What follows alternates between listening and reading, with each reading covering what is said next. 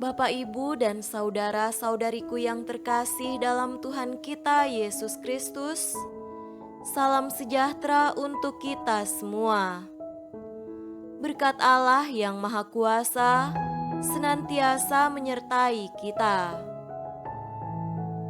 Hari Minggu tanggal 6 Maret tahun 2022 adalah hari Minggu Prapaskah pertama. Marilah kita mendengarkan dan merenungkan bacaan-bacaan kitab suci. Bacaan pertama dari kitab Ulangan pasal 26 ayat 4 sampai 10. Maka imam harus menerima bakul itu dari tanganmu dan meletakkannya di depan mezbah Tuhan Allahmu. Kemudian engkau harus menyatakan di hadapan Tuhan Allahmu demikian: Bapakku dahulu seorang Aram, seorang pengembara. Ia pergi ke Mesir dengan sedikit orang saja dan tinggal di sana sebagai orang asing. Tetapi di sana ia menjadi suatu bangsa yang besar, kuat, dan banyak jumlahnya. Ketika orang Mesir menganiaya dan menindas kami dan menyuruh kami melakukan pekerjaan yang berat, maka kami berseru kepada Tuhan Allah nenek moyang kami, lalu Tuhan mendengar suara kami dan melihat kesengsaraan dan kesukaran kami, dan penindasan terhadap kami. Lalu Tuhan membawa kami keluar dari Mesir dengan tangan yang kuat dan lengan yang teracung, dengan kedahsyatan yang besar, dan dengan tanda-tanda serta mujizat-mujizat. Ia membawa kami ke tempat ini dan memberikan kepada kami negeri ini, suatu negeri yang berlimpah-limpah susu dan madunya. Oleh sebab itu, di sini aku membawa hasil pertama dari bumi yang telah kau berikan kepadaku, ya Tuhan. Kemudian engkau harus meletakkannya di hadapan Tuhan Allahmu. Engkau harus sujud di hadapan Tuhan Allahmu. Demikianlah sabda Tuhan. Syukur kepada Allah.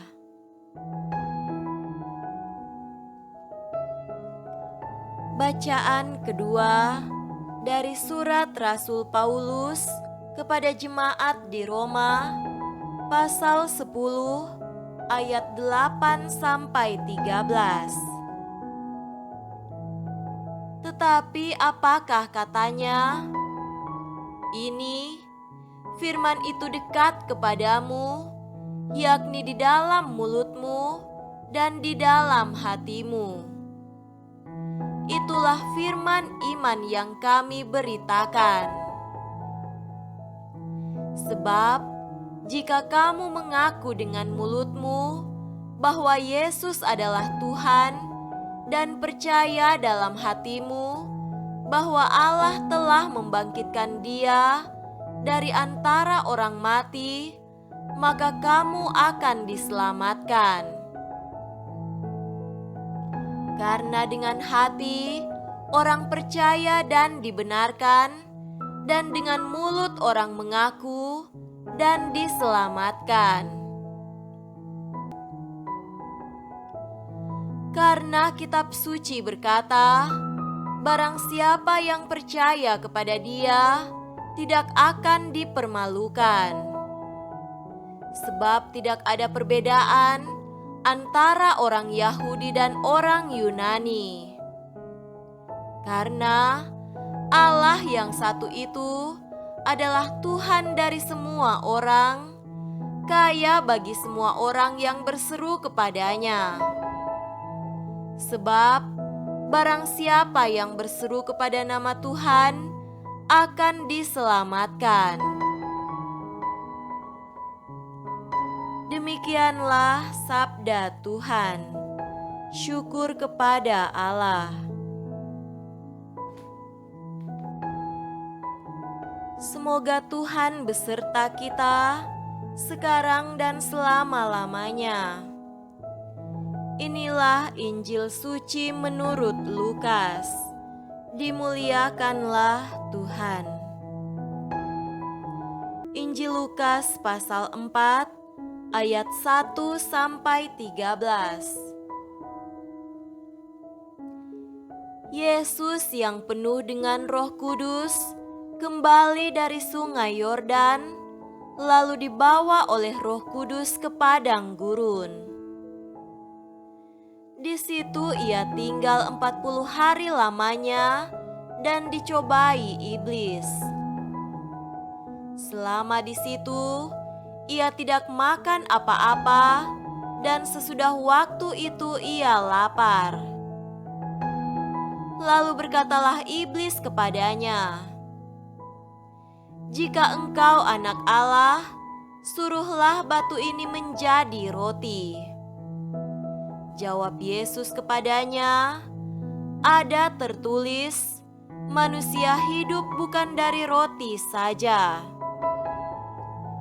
Kemudian ia membawa Yesus ke suatu tempat yang tinggi, dan dalam sekejap mata ia memperlihatkan kepadanya semua kerajaan dunia. Kata iblis kepadanya, "Segala kuasa itu serta kemuliaannya akan kuberikan kepadamu, sebab semuanya itu telah diserahkan kepadaku, dan aku memberikannya kepada siapa saja yang ku kehendaki. Jadi, jikalau engkau menyembah aku, seluruhnya itu akan menjadi milikmu." Tetapi Yesus berkata kepadanya, "Ada tertulis, engkau harus menyembah Tuhan Allahmu, dan hanya kepada Dia sajalah engkau berbakti." Kemudian ia membawa Yesus ke Yerusalem dan menempatkan Dia di bubungan bait Allah, lalu berkata kepadanya, "Jika engkau anak Allah, jatuhkanlah dirimu dari sini ke bawah, sebab ada tertulis, mengenai engkau, Ia akan memerintahkan malaikat-malaikatnya untuk melindungi engkau, dan mereka akan menatang engkau di atas tangannya, supaya kakimu jangan terantuk kepada batu." Yesus menjawabnya katanya, "Ada firman, jangan engkau mencobai Tuhan Allahmu." Sesudah iblis mengakhiri semua pencobaan itu, ia mundur daripadanya dan menunggu waktu yang baik. Demikianlah sabda Tuhan. Terpujilah Kristus.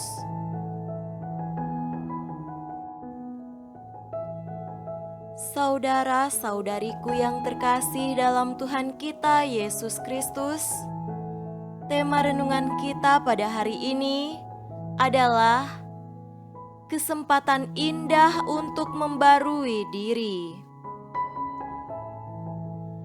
Kita mungkin pernah menjumpai orang-orang yang menyesali hidup mereka.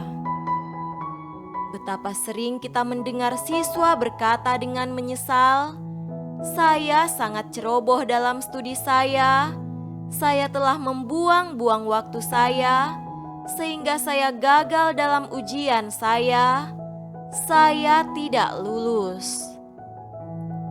Saya bisa belajar lebih serius sebelum itu, tetapi saya tidak melakukannya."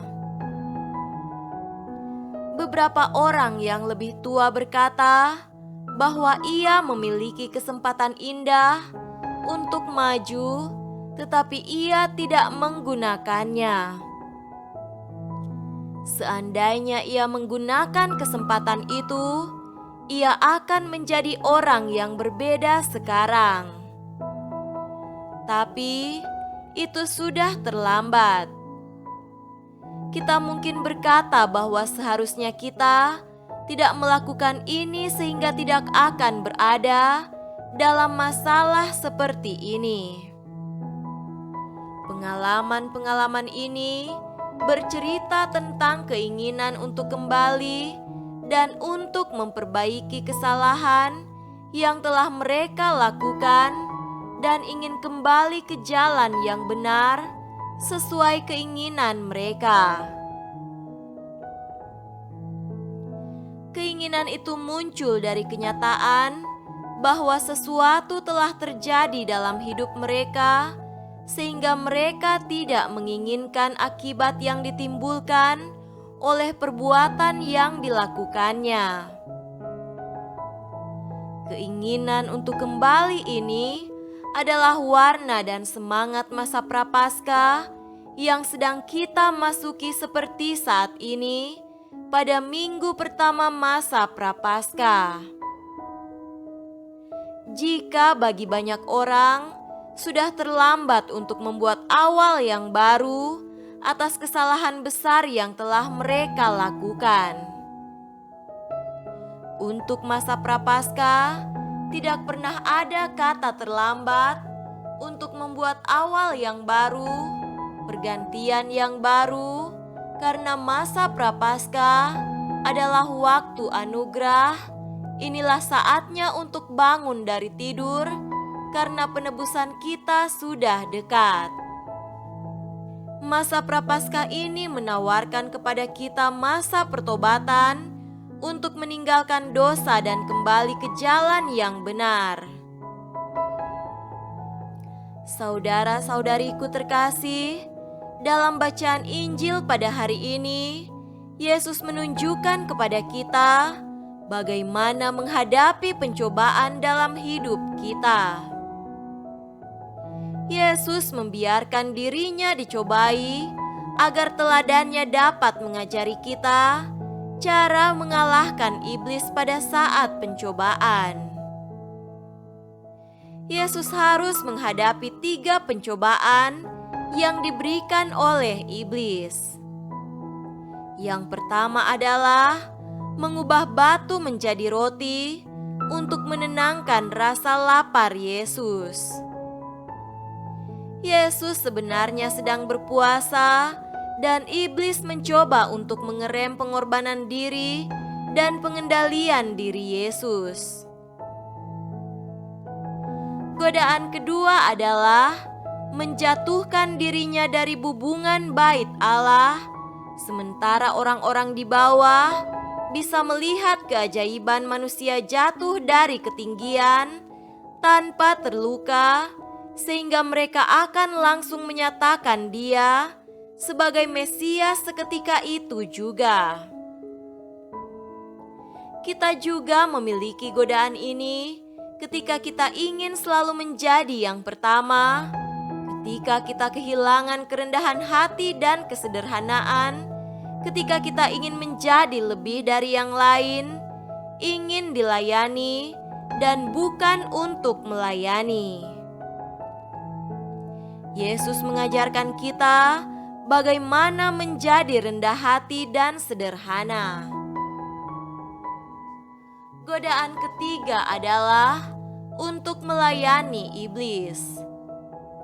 Pada akhirnya, semua ini dimaksudkan untuk melayani iblis dan bukan Tuhan, untuk menjadi budaknya dan bukan hamba Tuhan. Yesus sendiri adalah guru sejati. Guru kita telah menunjukkan kepada kita bagaimana menghadapi godaan. Dia pasti tahu bahwa murid-muridnya dan generasi yang akan datang akan menghadapi godaan yang sama. Yesus pasti berharap bahwa kita juga dapat meniru Dia pada saat pencobaan. Oleh karena itu, pada masa Prapaskah ini adalah periode khusus untuk menempatkan Yesus dan hidupnya, teladannya dan ajarannya, sekali untuk selamanya, sebagai pusat kehidupan kita. Inilah saatnya untuk kembali kepadanya dan belajar darinya bagaimana menjalani kehidupan Kristen kita. Saudara-saudariku terkasih, kita sekarang berada pada masa Prapaskah ini dalam perjalanan bersama Yesus melewati jalan salib menuju kebangkitan. Dengan Yesus kita berjalan, dengan Dia kita menderita, dengan Dia kita menemukan kemenangan dan sukacita. Pada masa Prapaskah ini, marilah kita memohon pertolongannya agar kita dimampukan untuk membarui diri di dalam Dia dan memberikan diri kita dibentuk olehnya. Semoga demikian. Amin.